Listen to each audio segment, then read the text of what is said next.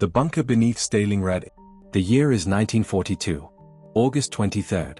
The temperature is 35 degrees Celsius.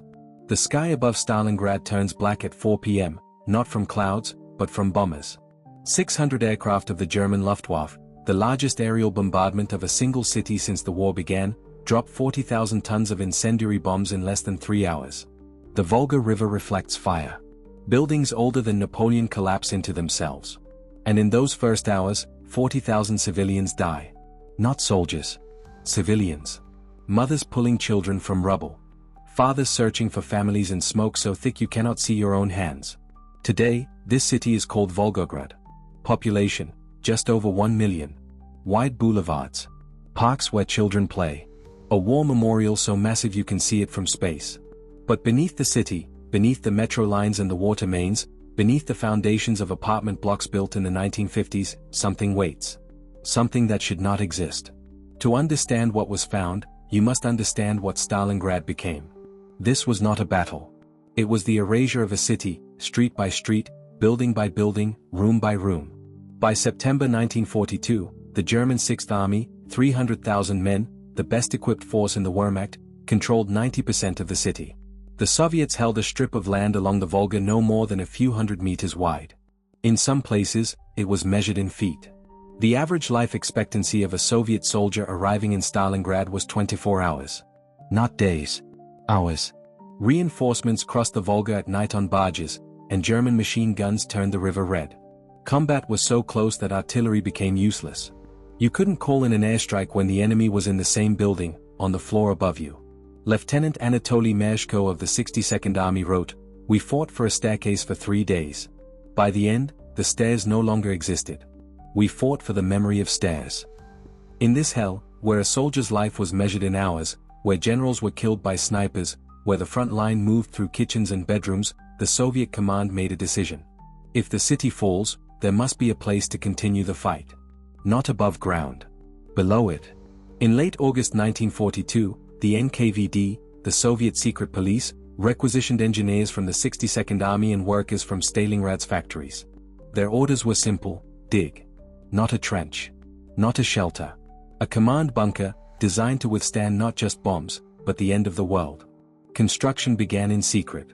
The location was chosen for 3 reasons. 1. Proximity to the Volga, close enough to receive supplies by night. 2. Geological stability, built into clay soil that would not collapse. 3. Strategic depth, 30 meters underground, deep enough that even a direct hit from a 2-ton bomb would not breach the main chambers. The work was done in shifts, 24 hours a day. Workers dug by hand when machinery was too loud. Concrete was poured in sections, each wall reinforced with steel salvaged from destroyed factories. The ventilation system was designed by mining engineers, capable of filtering poison gas and keeping air circulating for up to 3 months without resupply. Every corridor was built at sharp angles, so that blast waves from explosions would lose force before reaching the command center. Steel blast doors, each weighing half a ton, were installed at 3 checkpoints. Once sealed, nothing could get in. Or out. But as the bunker took shape, the battle above ground reached its peak.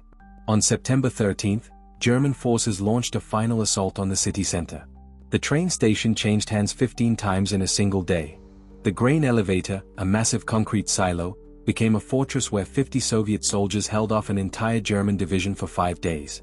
When the Germans finally broke through, they found 18 survivors. Burned. Starving. Out of ammunition. Still fighting with sharpened spades. And somewhere in those weeks, no one knows exactly when, the bunker was finished. It was not announced. No ribbon cutting. No inspection by high command. One day, it simply existed. A steel door in the earth. Waiting. Soviet records from October 1942 show requisitions for 400 gas masks, medical supplies for extended quarantine, rations for 200 people for 90 days, and children's clothing, sizes 4 to 12. Children's clothing. This was not just a military installation. It was an ark. A place for families of officers. A place for the people who would rebuild if the city above them turned to ash. In November 1942, the Soviets launched Operation Uranus, a massive counteroffensive that encircled the entire German 6th Army. 300,000 men, trapped in the city they had destroyed. Hitler ordered them to fight to the last bullet. And they did. By January 1943, soldiers were eating horses. By February, they were eating the dead. On February 2, 1943, the last German unit surrendered. The Battle of Stalingrad officially ended. 2 million soldiers and civilians, killed, wounded, or missing. The deadliest battle in human history. And somewhere in those final weeks, as the German army collapsed, as Soviet forces retook street after street, the bunker beneath the city was sealed. We know this from a single document, declassified in 2019, a one-page order from NKVD headquarters.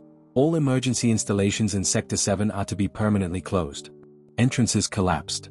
No personnel recovery authorized. Records to be destroyed. No explanation. No list of names. Just closed. Why? Historians have theories. Theory 1. The bunker was flooded during the spring thaw. The Volga rose 6 meters in 1943, higher than any year on record, and underground installations near the river were lost. Theory 2. Contamination. Chemical weapons were used near the end of the battle, not officially, but eyewitness accounts describe soldiers dying from exposure to gas that smelled like almonds. If the ventilation system was breached, the entire bunker could have become a tomb. Theory 3. The simplest and the darkest. No one inside was important enough to save. The battle was over. The war moved west. And the Soviet Union had a long history of burying mistakes. After the war, Stalingrad was rebuilt. The city was renamed Volgograd in 1961. New streets were laid over the ruins. New foundations were poured. And the bunker, if anyone remembered it, was left to the earth. For 83 years, no one entered. Until October 2024. A construction crew was digging a foundation for a new metro extension, just 3 blocks from the Volga River. Standard work. Standard depth. Then, at 9:47 a.m. on October 18th, a drill bit struck something that should not have been there. Not rock. Not clay. Reinforced concrete. War-era concrete, mixed with ash and shattered brick, far denser than anything used in modern construction. The crew stopped digging. Authorities were called. Dr. Yevgeny Korsakov, a historian who examined the site, said, "When I first saw the wall, I knew immediately. This was not a cellar. Not a foundation. The thickness, over 1 meter, that is bunker construction. That is something built to survive." It took 2 weeks to excavate the entrance. A steel door, rusted but intact, stamped with Soviet military codes. Welded shut from the outside. Sealed. On November 3, 2024, a cutting torch breached the seal. And when the door opened, air rushed out. Cold. Dry. Untouched since 1943. Air last breathed by men and women who never came back. The first team entered at dawn. Historians. Engineers. Military personnel. What they found was a city frozen in time. The command center, a long table, scarred with cigarette burns. Maps still pinned to the walls, the German advance marked in red pencil, Soviet positions in blue. Telephones sitting on desks, receivers off the hook, as if someone had just stepped away. Chairs pushed back. A meeting interrupted and never resumed. The sleeping quarters, bunk beds, 3 levels high. Blankets folded with military precision. Boots beneath each bed, still laced, still waiting. On one bunk, a photograph, a woman and 2 children, faces too faded to identify. On the back, in pencil, "Waiting for you, Mama." The medical station, shelves stocked with bandages, antiseptics, morphine. A surgical table, still sterile. Instruments laid out as if the doctor was about to begin. But no patients. No blood. No sign anyone was ever treated here.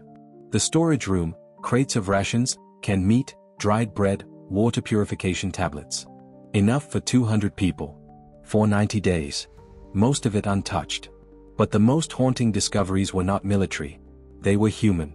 The children's section, a small room, separate from the barracks. Bunk beds, lower to the ground. Toys carved from wood, a horse, a soldier, a train.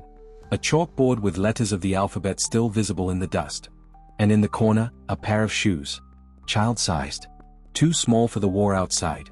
In a narrow corridor near the ventilation shaft, the walls are scratched. Lines carved into concrete. Days. Weeks. Someone was counting time. The final mark, 47 days. Then nothing. Further in, near the deepest chamber, a message is carved into the wall. Uneven letters. Shaking hands. It reads, "We waited. No one came." No date. No signature.